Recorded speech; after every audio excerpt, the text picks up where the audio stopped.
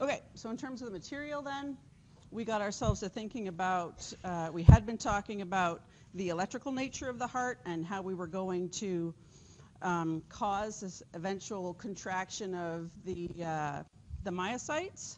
So now once now we know we can get contraction of those myocytes, so we have to look then at how that electrical bit converts into this tissue into a pump.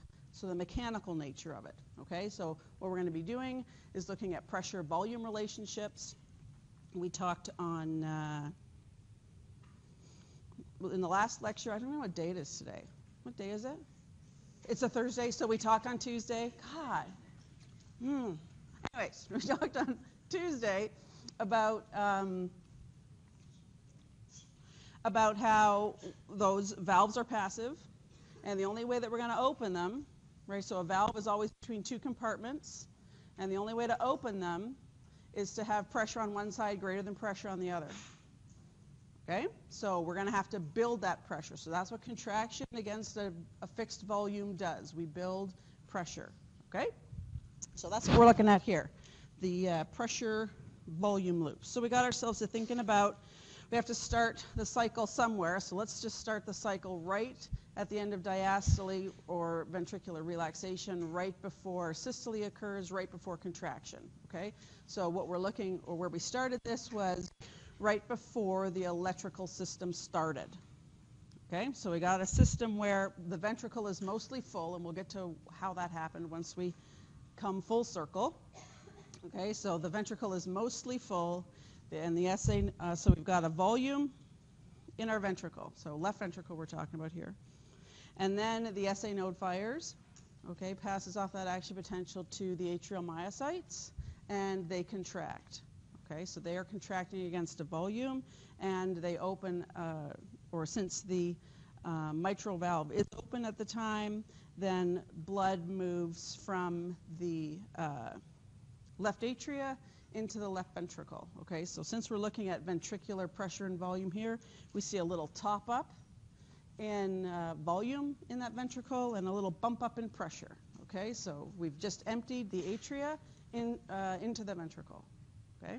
Then, as that's happening, we know that the action potential is being passed on to the AV node, bundle of His, Purkinje fibers, and on to the ventricular myocytes, and they're about to contract. Okay, so they begin to contract. What did we say here? So we get into ventricular contraction, and so systole, the other word for it. So we will start to see an increase in ventricular pressure. Right, we will close that mitral valve. All right, so close the valve between the atria and the ventricle. As soon as we close that valve between the atria and the ventricle, volume has nowhere to go. Okay, no valve is open. The aortic valve isn't open yet. We haven't generated enough pressure to open that. The mitral valve is now snapped shut. Okay, so now we are contracting against a volume, and it's got nowhere to go. So you have this period where you have no change in volume of the ventricle and a huge change in pressure, okay, because we are now contracting down on that fixed volume. So you get this period of what they call isovolumetric contraction. Okay, the volume stays the same, but we're contracting, all right? Isovolumetric contraction. An increase in pressure with no change in volume. So this is the heart or the ventricle building pressure, hopefully at some point greater than aortic pressure, so that we can open that aortic valve, because it's all going to be passive. All right? So at some point, so the reason that we have this isovolumetric contraction, like I said, is that aortic pressure is greater than ventricular pressure, so it's not open yet. But at some point, we will develop a pressure where ventricular pressure becomes greater than aortic pressure. Okay? And as soon as we do that, that aortic valve opens, and we start to eject volume from the left ventricle into the aorta. Okay?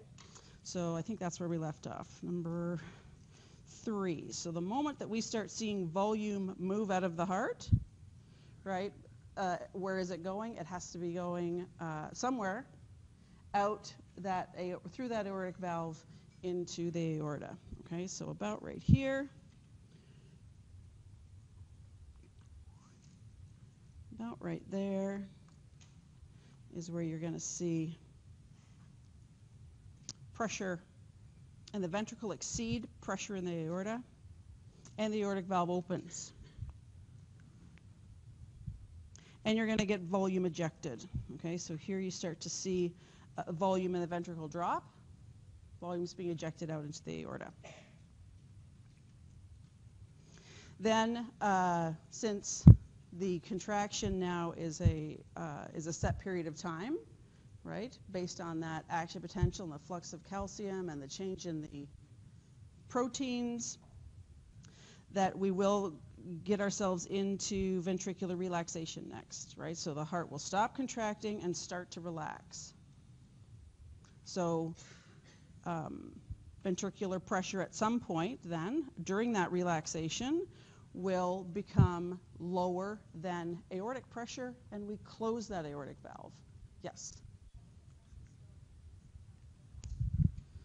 So pressure still increases here because we are still contracting. So there's still a contraction on that volume, right? So pressure doesn't stop or flatline because we are still contracting down, okay? So during this period here, so the question was, why does pressure still keep going up, right? So we are ejecting volume, but we're still pushing, okay?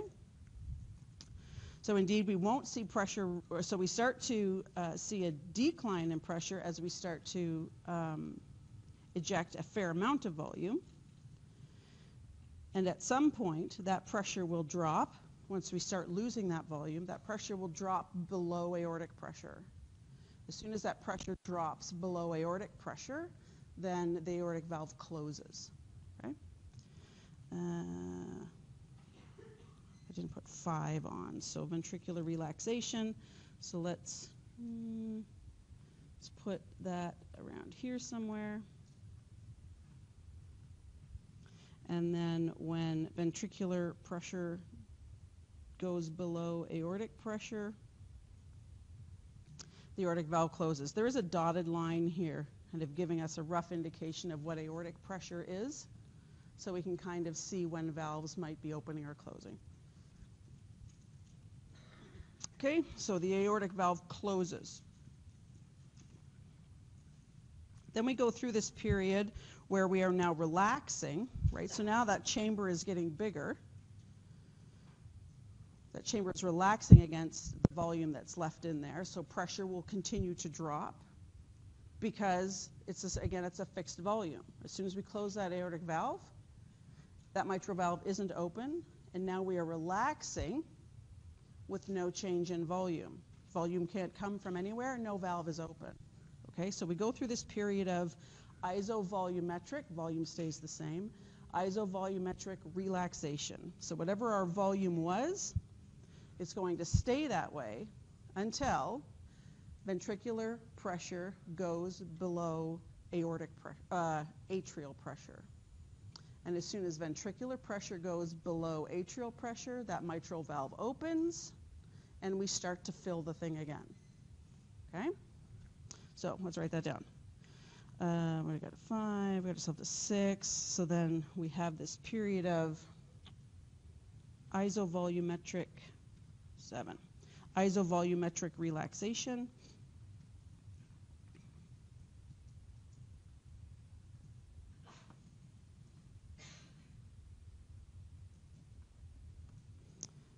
Okay, so it's a period where the aortic valve has closed. So up here,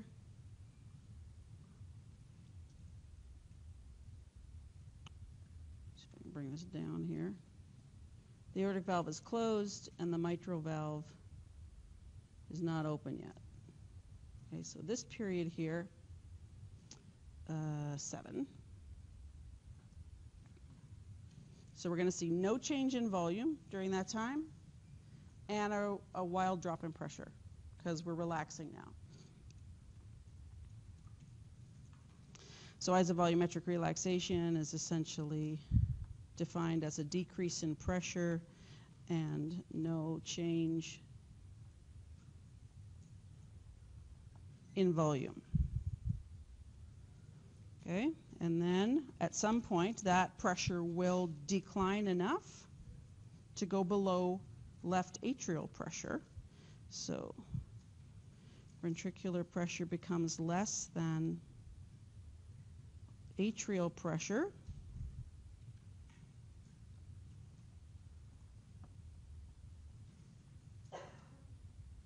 So the mitral valve opens. Okay, so that's going to happen right here.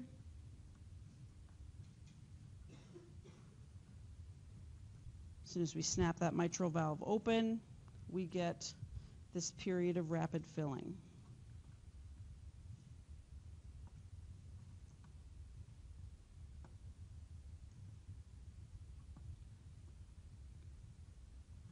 So we get this period of rapid filling. So now we are filling that ventricle through the atria. So it's coming from pulmonary veins, through the atria, through that open valve, right into the ventricle. We get this period of rapid filling. So there's a set time there where we can fill, and then the SA node will fire, and we will go through the whole thing again. Okay? Start the cycle over. Okay, so we're clear on the cycle. So at the end, in terms of filling, we'll get rid of some jargon here. At the end of diastole, right, so we come through that period of rapid filling, we're in diastole. At the end of diastole, we're going to have a volume in the heart, right? End diastolic volume. At the end of diastole, there's going to be a volume in the heart. Okay, so here, end diastolic volume.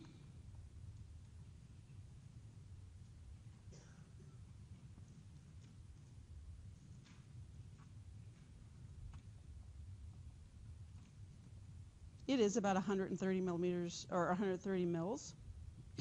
That is the volume that the heart has to work with. That's the volume that the heart has to pump. It can't pump more than that per beat.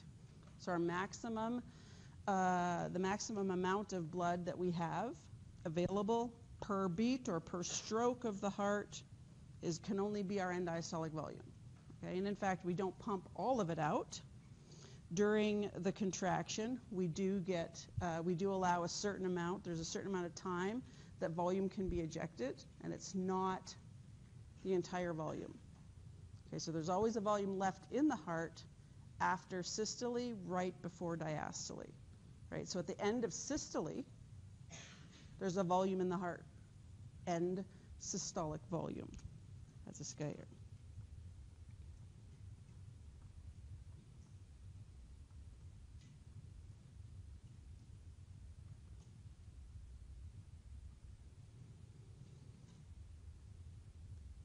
Ejecting all the volume out of the heart actually presents the body with an entirely different biophysical problem. So if you have a chamber where you obviously you have the whole heart chamber is lined with endothelial cells and membranes, that type of thing. If you are to contract the whole thing and eject the whole 130 mils, then you will have one side of the heart then pressed up against the other side of the heart. Okay, now the biophysics of getting two membranes to separate is very different. The forces that you'll need to get those two membranes to separate are huge, right? That's very different than if I have a chamber and I make the chamber smaller and eject some of it and leave some behind. Right now, when I relax, it's just there's no extra force required to pull those membranes apart. Okay. So that's kind of common. We'll see that when in respiration as well. When you breathe out, you don't breathe out all of your volume, right? You keep a volume in there because the biophysics of pulling two membranes apart, the forces that you'll need are much greater than the forces that you need to just expand the container. So we don't eject all of our volume. We leave about 50 mils in the heart, so that means we ejected 80 mils, right? It's just a subtraction of the two. What's the difference between end diastolic volume and end systolic volume? That's the amount you ejected. Okay, so they call that a stroke volume. The volume ejected, the volume per stroke will just be the difference between these two.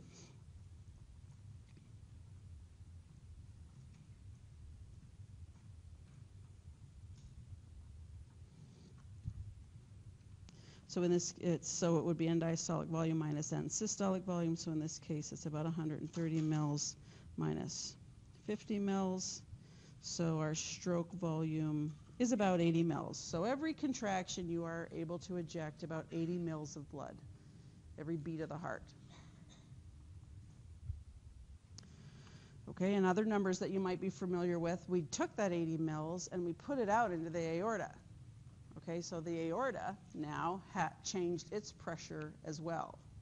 So at the end, so that is lending to aortic pressure is where we measure blood pressure or mean arterial pressure.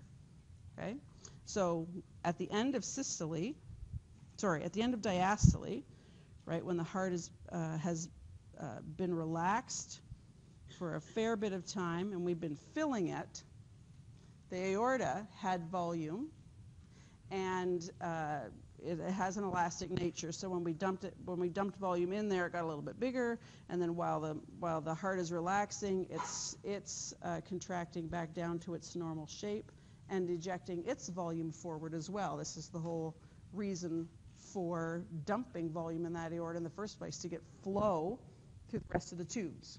Okay, so it was moving volume from the aorta into the rest of the arteries and arterioles, et cetera, et cetera. So that container was losing volume and then losing pressure the whole time. So if we just look at the aortic line for a moment, while the heart isn't contracting, it's losing volume, so it's losing pressure. So right before systole starts, so right at the end of diastole, there's a pressure there. It's about 80 millimeters of mercury. This is what they call diastolic pressure. They're referring to pressure. What's the pressure in the aorta when the heart is in diastole?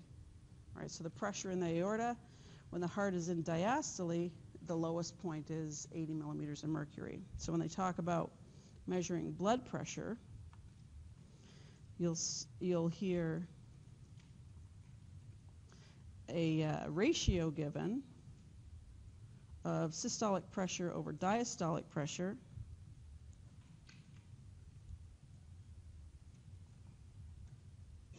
So this now is talking about the aortic compartment.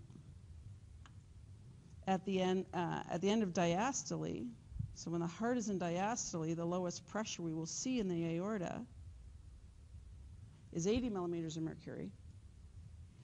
When the heart is in systole, right, so the heart is in systole, we're contracting and we're ejecting volume into that aorta, the aortic volume goes up.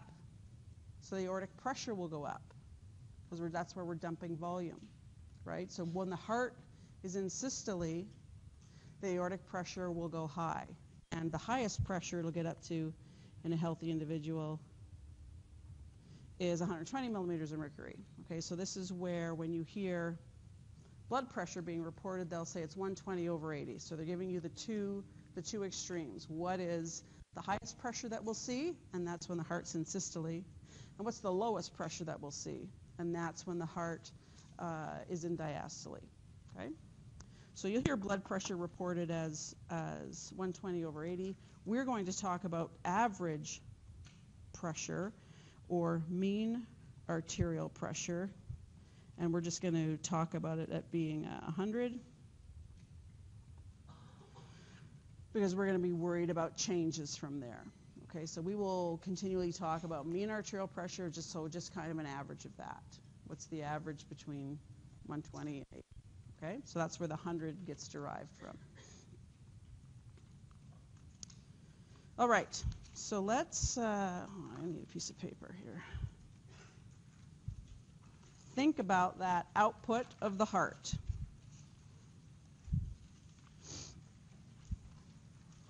Oh no, wait, I have another picture.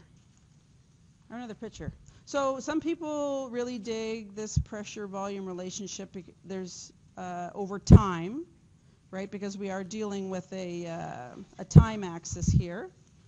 Let me write that on. Where did that go? Indeed, there is a time axis here in milliseconds, I suppose 1 second Let's look at the last, so we're consistent. What did your last overhead say?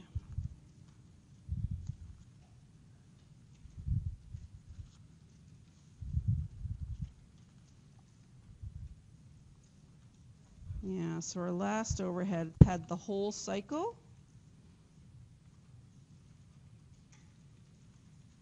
Being about 1 second, so let's put that on there then. So it's about 1 second.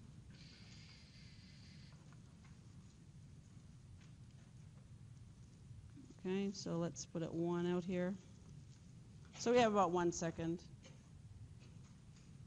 So some people really dig looking at the pressure and the volume relationship over time. There is another common way that you'll see folks look at pressure and volume, and that's in the form of a loop. So I'm going to give you the exact same information here, but just looking at a slightly different way. And you use whatever works for you. If this representation drives you nuts, then deal with pressure volume loops in the other representation. If this one speaks to you, then go with this one. Okay? So classic pressure volume loops. So we're looking at left ventricular volume plotted against left ventricular pressure. So in terms of the same events that we just went through, if we started with the ventricle in diastole,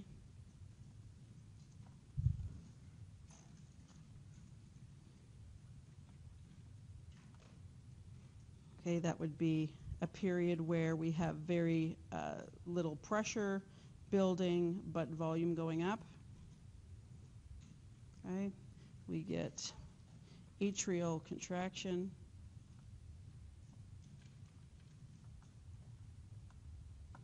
Okay, so we get the atrial contraction. So the SA node fired, atrial contraction, you get this little bump up in volume and a bump up in pressure. Okay, so that's where that little bump comes from. And then you get ventricular contraction.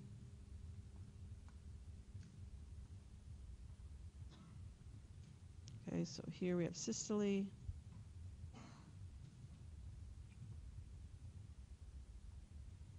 So we're starting to build pressure.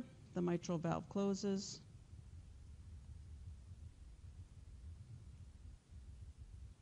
The aortic valve isn't open yet.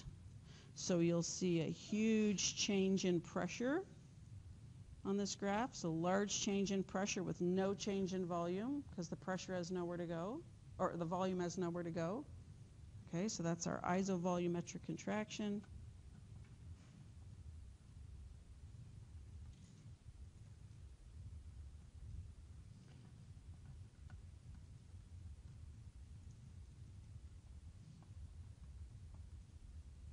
So isovolumetric contraction, an increase in pressure with no change in volume. At some point, though, that we will create a pressure that exceeds aortic pressure, so the aortic valve will open.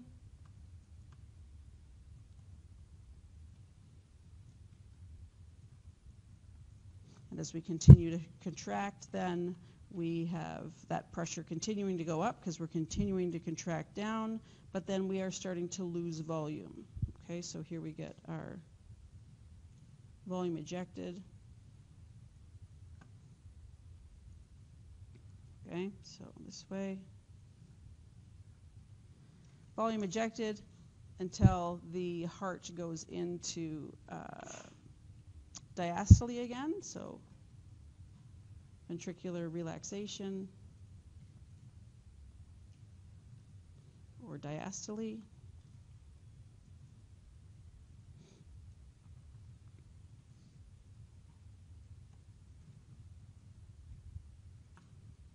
And we will continue to change volume until the aortic valve closes, until the pressure drops, the pressure in the ventricle drops below the pressure in the aorta. And when that happens, the aortic valve closes.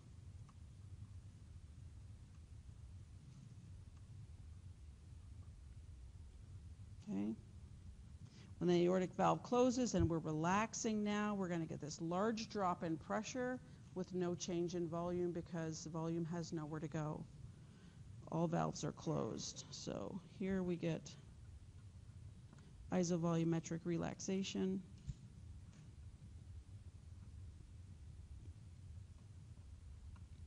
Decrease in pressure with no change in volume until the pressure goes low enough, below atrial pressure, and then the mitral valve will open.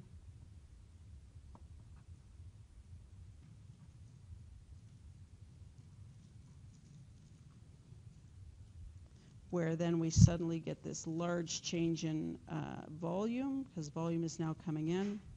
So we get that period of rapid filling.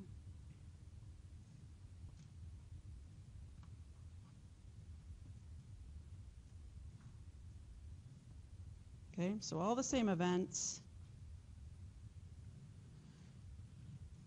shown to you slightly differently. So those who like to keep track of both variables at the same time, then this is probably your wheelhouse. For those that don't, then just use the other representation, okay? Either are equally good. They're saying exactly the same information. So before we leave this representation or this representation, remember we talked about atrial fibrillation and how we could be in atrial fibrillation, so having atria that aren't contracting in a coordinated manner, that we could live that way, right? And that does seem a little bit odd that I can live with two of my chambers not working. Well, this is showing us the reason why that is true. So at the end of the day, even if you look at the heart anatomically, the atria are not the same, the atrial chamber is not the same size as the ventricular chamber, right? So the heart does not work in a way where we fill up the atria first and then contract it and then put that volume in the ventricle and then contract it and then move that volume out of the aorta, right? What we do is we spend most of our time flowing through the atria, so right from the pulmonary veins through the atria, when the mitral valve is open, right into the ventricle. So most of our period of rapid filling is is volume coming straight through the atria right into the ventricle. And then when the atria contract, it does have a little bit of volume in it. When the atria contract, it does dump this little bit of extra volume in. But atrial contraction really only contributed this much volume. The ventricle was mostly full before we even started atrial contraction. So atrial contraction really is this top up. Right? You get this little bit of a top up before you contract, right? So your end diastolic volume, a little bit higher than it would normally have been. So because we can actually live in ventricular fibrillation, we cannot, because we can live in atrial fibrillation, it kind of argues that top up is not really necessary for just our everyday today activities. Okay, so our end diastolic volume would be less, but we seem to be okay with that. Okay. Again, you're not going to be an Olympic athlete if you are in atrial fib, right? Because in order to stress your body to the max, you're going to need that top up. But apparently for our everyday daily activities, not entirely required. So it's really important functionally to remind ourselves that what isn't happening is filling up the atria first and then contracting it and having that atria empty into the ventricle, okay? Design-wise, that would be a brutal design to have. That would mean your atria would have to be the exact same size as the ventricle, right, in terms of filling them, their filling capacity. And so we've gotten around that design problem by not even trying. The compartments aren't even remotely the same, and we spend a lot of time flowing through the atria and not necessarily filling them up first, okay? All right, and you can see that here, there's that little bump up there as well on this, on our pressure volume loop. That's really what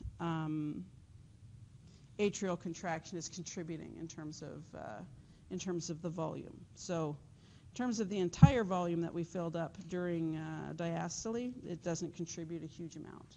Okay? So we can live in atrial fib. All right, so that's the left ventricle. Now the right ventricle is going through exactly the same thing. So the pressure-volume relationship for the right ventricle is going to be exactly the same as what it was for the left ventricle, except the pressure relationship is a little bit different, okay? So the volume relationship has to be the same, right? Because the volume coming from into the left ventricle is what the right ventricle pumped. So cardiac output of the right heart has to equal cardiac output of the left heart. Okay, so the volume relationship for the right ventricle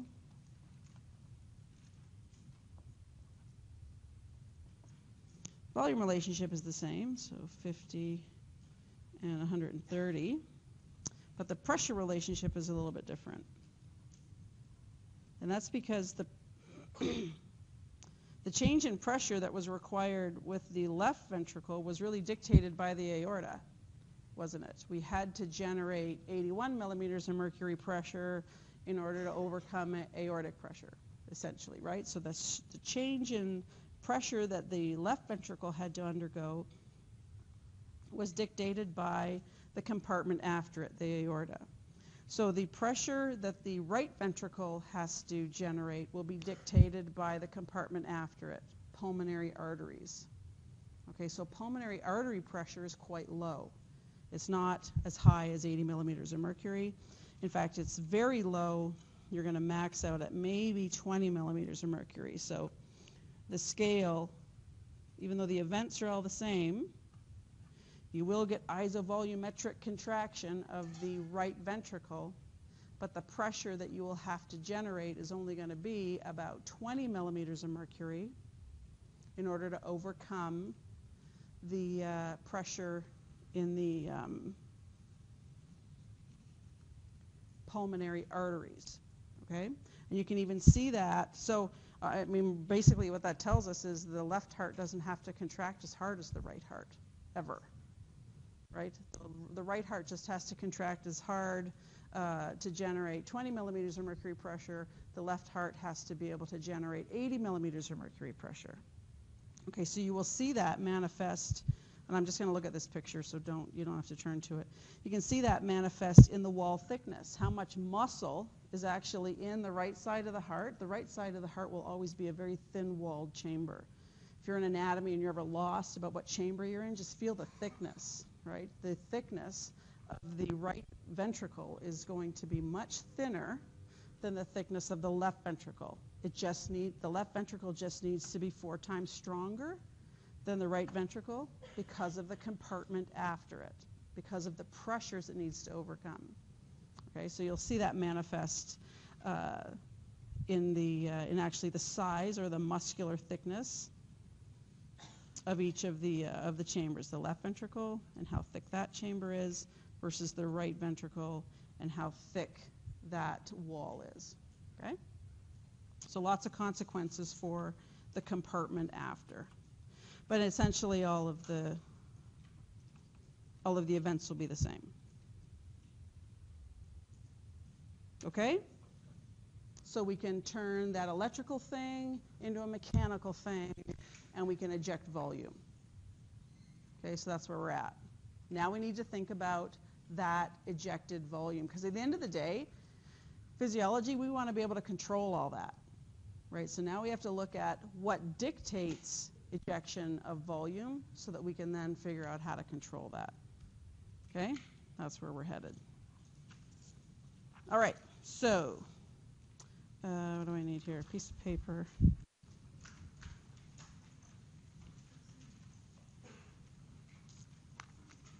So let's think about output from the heart.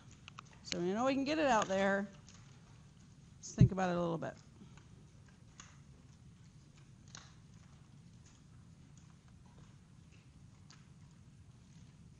So output from the heart, we talked about it being that stroke volume, right? So our stroke volume was going to be our output per beat, essentially. So our stroke volume, and on our last overhead we saw that that was end diastolic volume minus what was left over at the end of systole, right? So essentially our stroke volume is going to be our volume ejected per beat.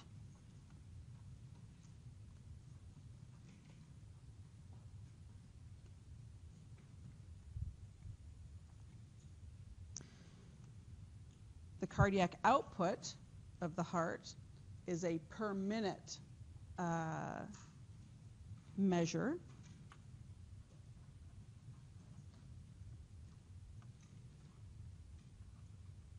So cardiac output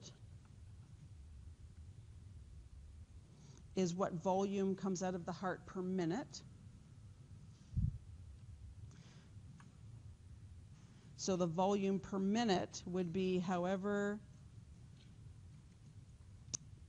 whatever volume we can eject per beat versus how many beats we have in a minute, right? That would be how we would get our total output per minute.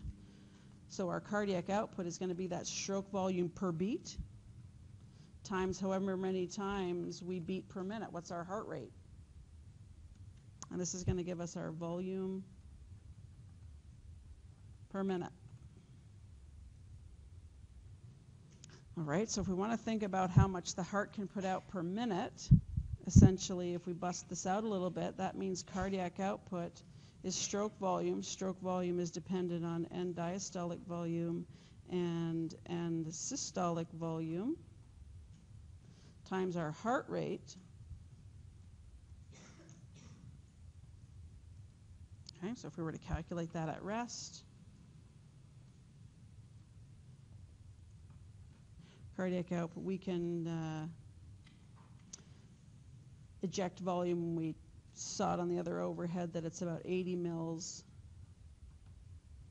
per beat or per stroke. And then we talked about that spontaneous depolarizer. The SA nodal cell is going at about 70 beats per minute.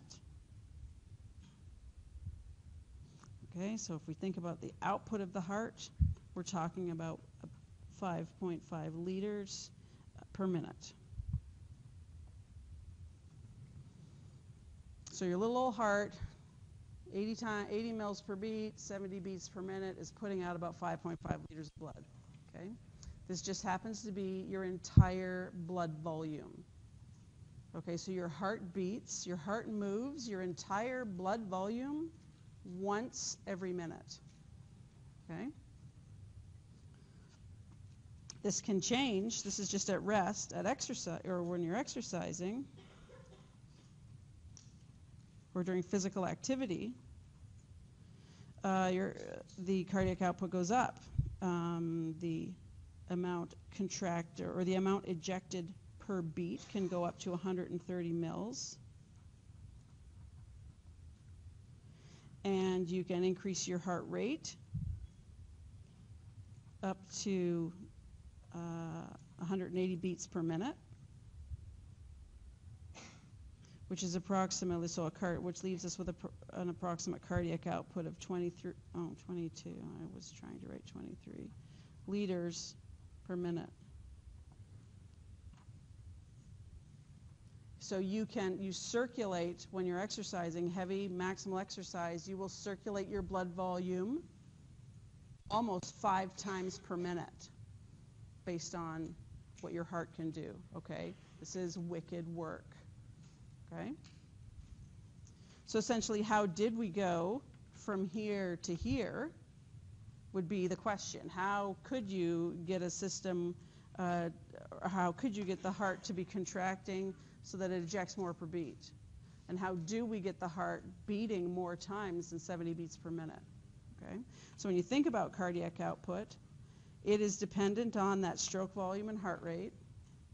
That cardiac output is then dependent on end diastolic volume and systolic volume and heart rate. All right, so now what we need to do in order to understand how we got from here to here is to just go in and look at what controls each of those things. Once we know what controls each of those things, then we'll know how we got from 5.5 liters to 23 liters per minute. Okay? This is all we've got to control cardiac output. There's nothing magical going to be coming in and saying, here's another controller, right? This is all we've got.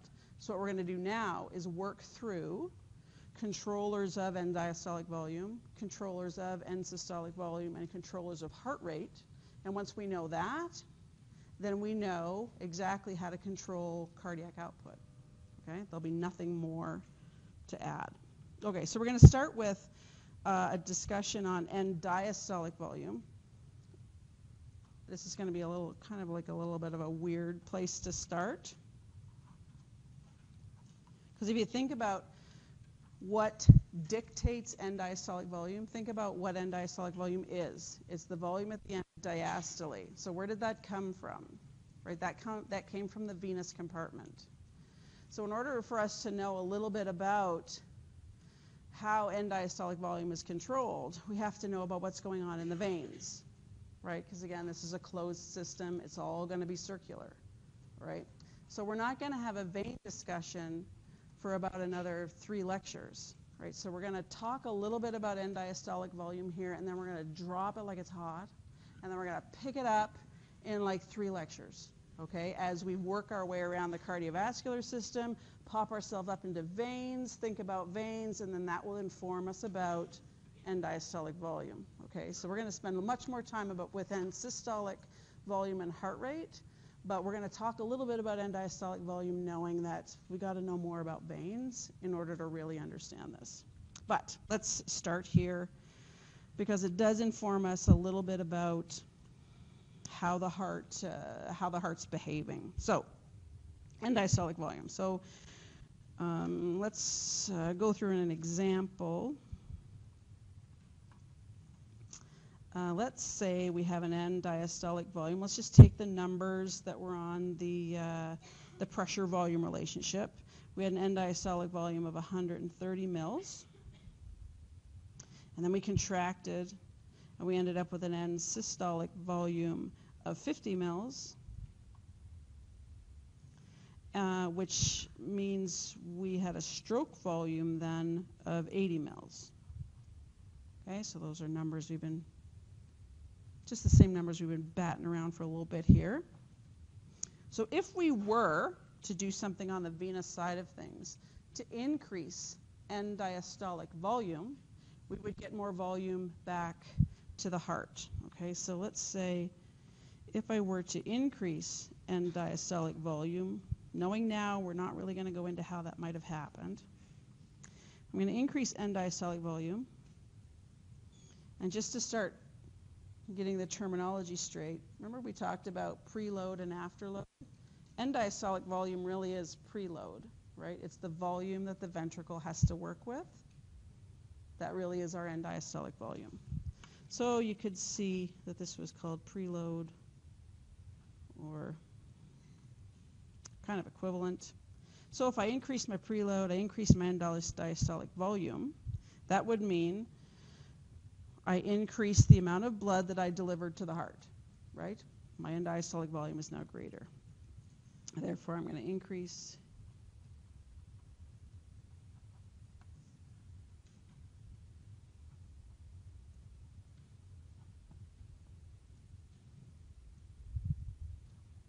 which is great, because if we're going to increase cardiac output, right, if we're going to increase from 5.5 liters per minute to 23 liters per minute, it would be great to bring more back to the heart. You can't pump what you don't have, so if you want to pump more, you got to bring more back, okay? So there are ways of bringing more blood back to the heart. But if the contractility stayed the same, so that force of contraction stayed the same, and we ejected the same amount, this is trouble for the heart. Okay, so if we then, let me finish this sentence here. So if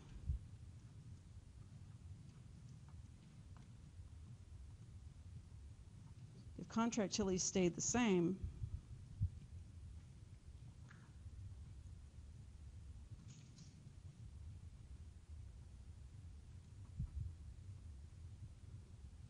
then we would have that increased end diastolic volume. Okay, so let's say we got back 20 more mils, so we're sitting pretty at 150 mils. That's great. If the contractility was the same, so if we still ejected that 80 mils, right? So if our force of contraction stayed the same, and we were to eject 80 mils, that would mean our end systolic volume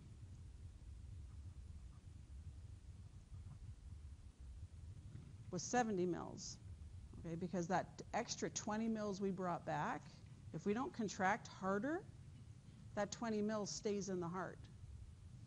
Okay, so this is trouble. Okay, the heart is a pump, not for storage. We cannot store extra blood on the heart. Okay, so if we bring it back, we have to pump it out. Okay, so we cannot have the extra 20 mils. So we've got this 20 mils extra of that end diastolic volume in the ventricle. Okay, this cannot happen. So if we're going to bring more back, which we haven't talked about yet, how that's going to happen, we need to eject it. Okay? So in fact, this scenario is never going to happen.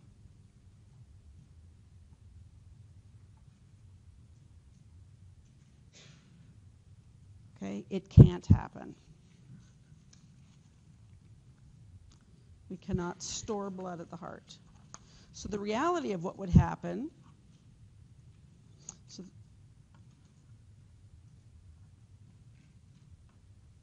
if I had an increase in end diastolic volume, which I need,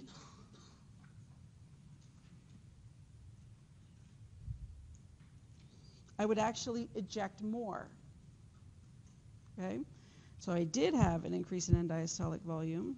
I would change the behavior of the heart to increase my stroke volume to accommodate that extra 100 mils and eject it out so that my end systolic volume was equal to 50 mils. Okay, so how did so something happened. This is, when you do experimentally, this is what happens. We brought an extra 20 mils in, and we can eject it an extra 20 mils out. But that means we had to change heart function to do that. How did we increase stroke volume? Increasing stroke volume was how hard did we contract that ventricle to get more volume out, to open that aortic valve earlier and eject more volume. So bringing volume back to the heart changed what the heart did. Okay? So although we're not going to talk about how we increased that volume back to the heart, we are now going to move into talking about how the heart changed what the heart did.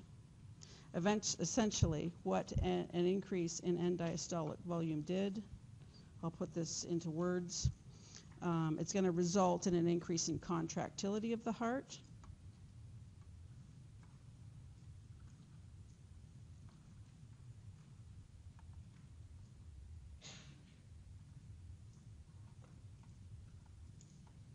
Okay, an increased strength of contraction.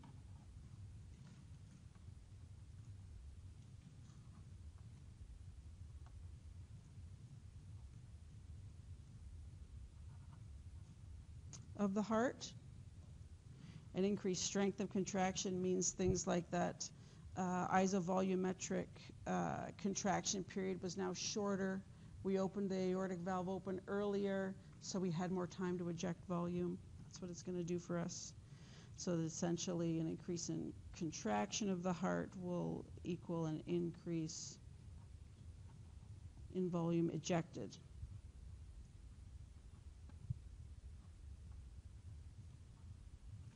From the heart. Okay? So we're going to leave end diastolic volume here and move into, because when we're talking about increasing the amount I ejected, we now just changed end systolic volume. Okay? So we'll leave this end diastolic volume discussion and catch up with it and start to talk about end systolic volume. Okay, but we'll take a quick 5-minute break before we get to that.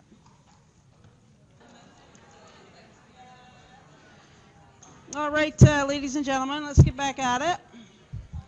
So, Let's jump into thinking about our second determinant.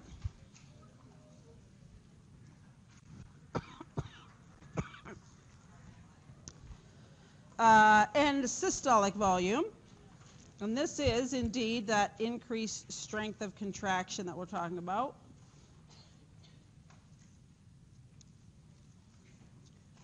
So if I get an increase in strength,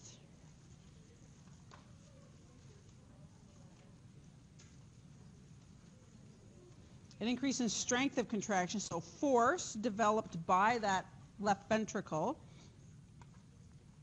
I'm going to be able to drop my end systolic volume. So I'm going to be able to eject more volume. That is going to increase my stroke volume, right? Because stroke volume was the difference between end diastolic and end systolic. And that essentially is going to increase my cardiac output, okay? So there are a couple of regulators of end systolic volume. One is there are intrinsic regulators. So intrinsic regulators are regulation by factors that are originating from within the tissue itself, right? So this is going to be something that the heart just does. The heart's built for this. That's different than extrinsic regulators, which is when a tissue is controlled by something else from the outside. So let's say the nervous system comes in and controls strength of contraction. Okay, so there are two types of controllers here, intrinsic and extrinsic. We'll start with intrinsic, right? So I'll just write that down. This is really regulation.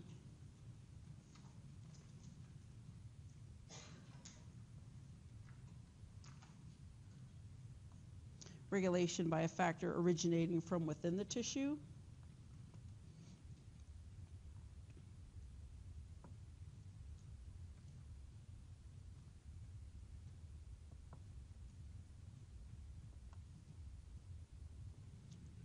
Okay.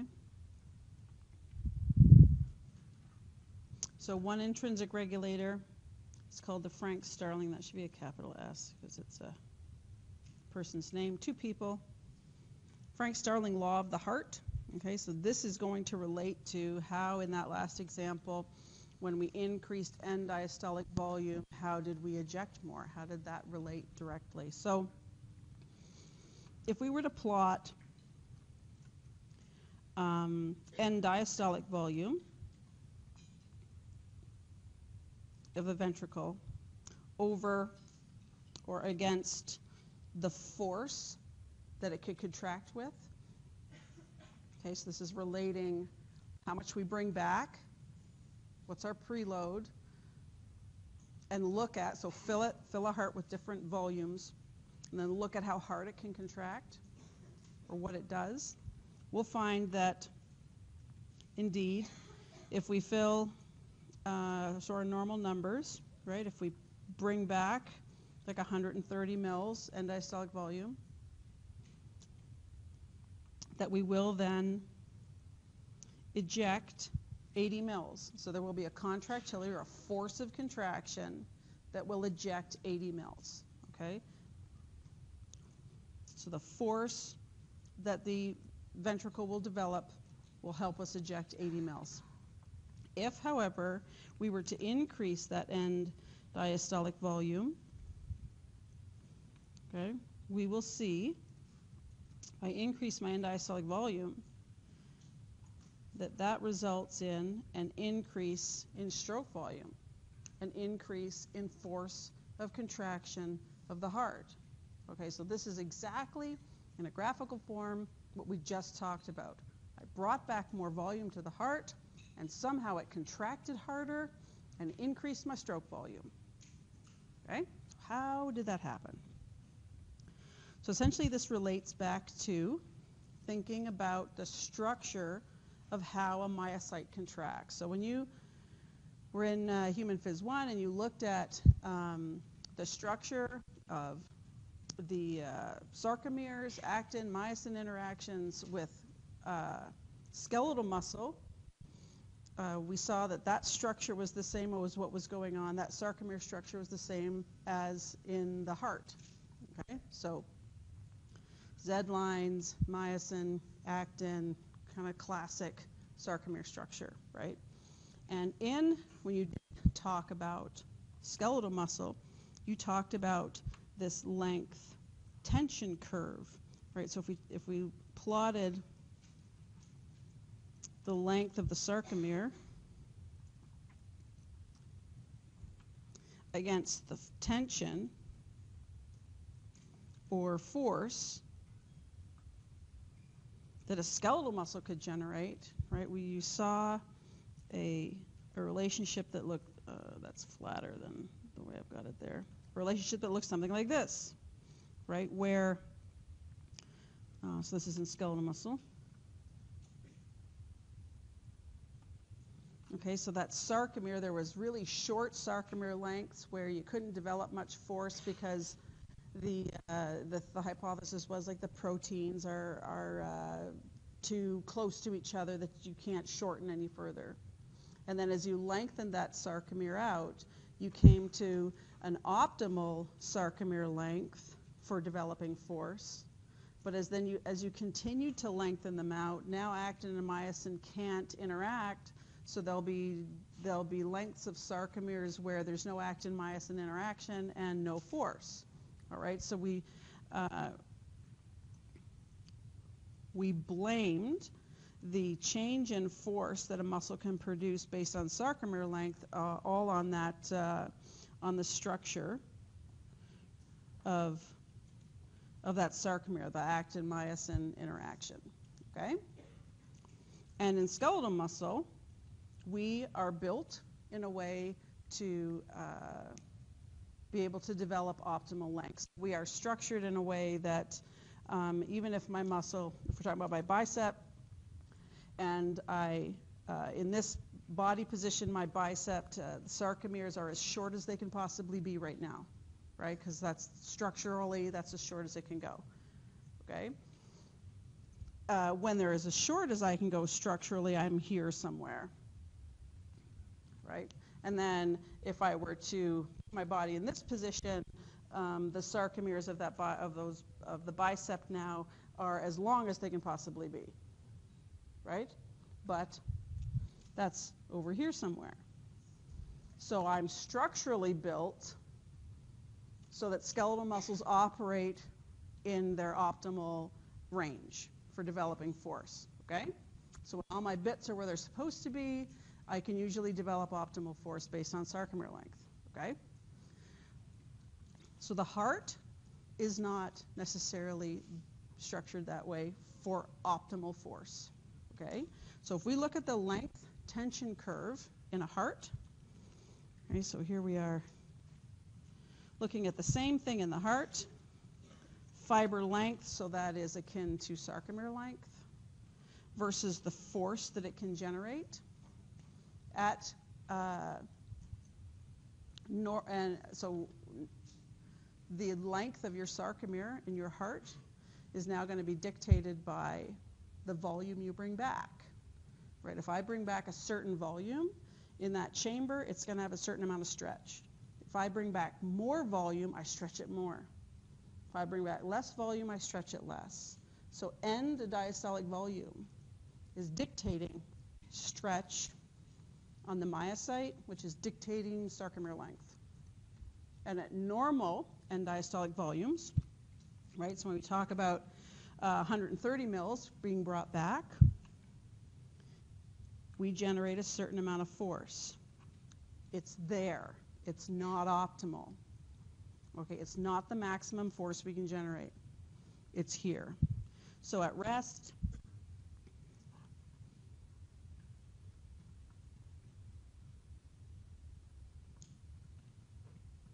we live here.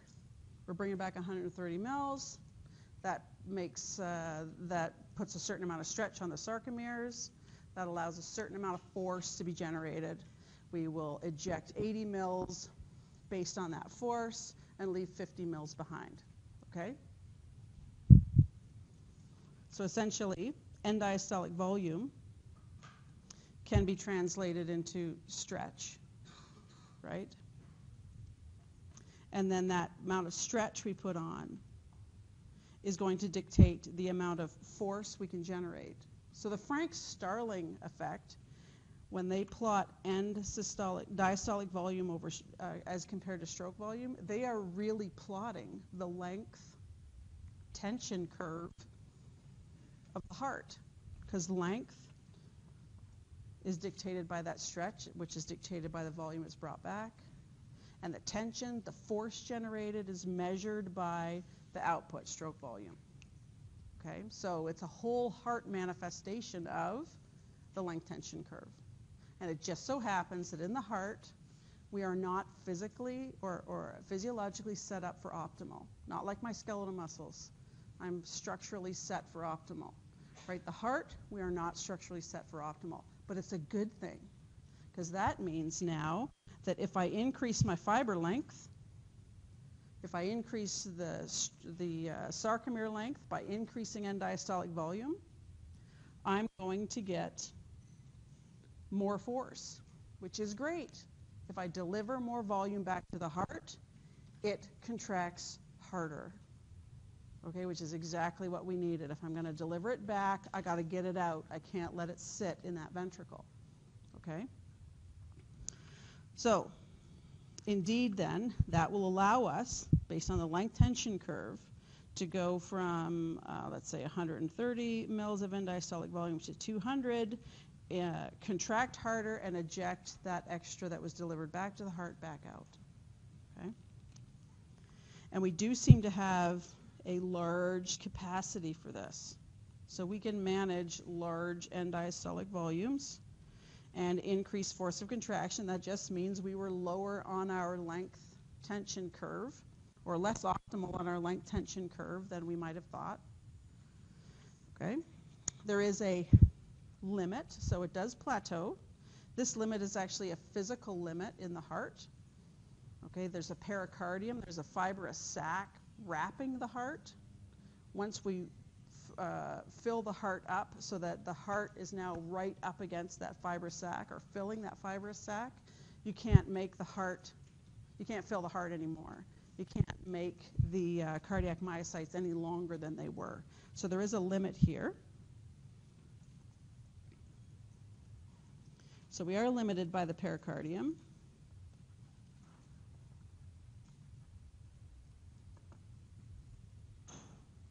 Right, so, which is great, because the last thing you want to do is get yourself into the descending limb of the curve.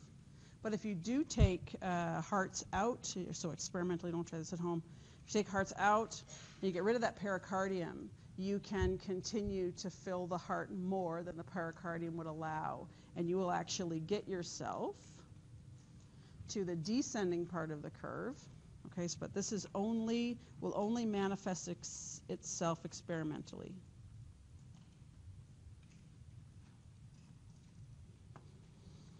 All right, so thank goodness for the pericardium, because we can't get ourselves into this position.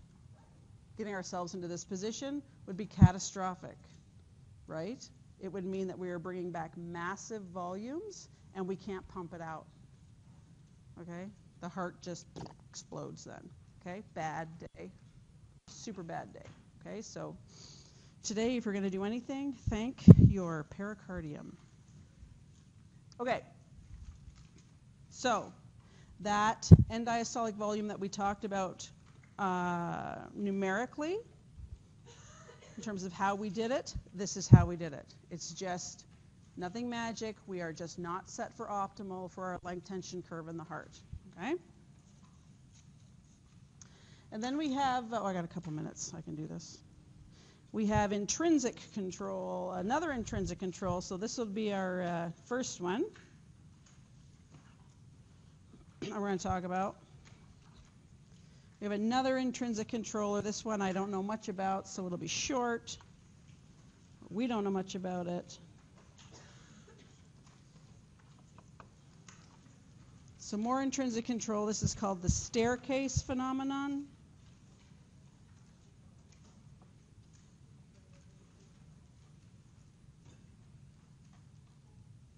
Then and on there. I think we'll do that. I think in some places you'll see it called TREP. Okay, and this is a scenario where if we increase heart rate, you're going to see an increase in force.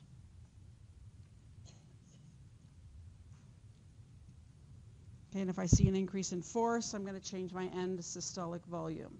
Okay, so essentially the experimental observation is, if I look at force of the heart over time, and let's say we are contracting and we're getting force generated by the heart at a certain heart rate, and suddenly we were to increase our heart rate. If you're to increase your heart rate, then force will go up, depending on what that heart rate is. And it works in reverse. If I were to decrease heart rate now, force would drop back down. So some weird regulation on the inside of the heart that when I increase heart rate, I increase force of contraction. Okay? So essentially, this is telling me if I increase the frequency of contraction,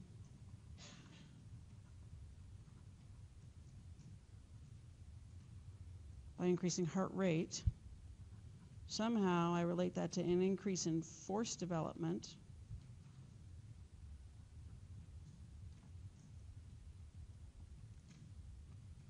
If I increase the force of contraction, I'm going to decrease my end systolic volume. That's going to increase my stroke volume because I ejected it out, which is going to increase my cardiac output. Okay? So the mechanism behind this is absolutely unknown. How these are related, there are too many hypotheses for me to bring forward to you. They think at the end of the day it might be related, there might be a phosphorylatable set of calcium channels in there, and somehow heart rate, which we don't know how, opens up more voltage-gated calcium channels. Right? But I'm not even going to write it down because it's out there. So get to grad school, figure that out.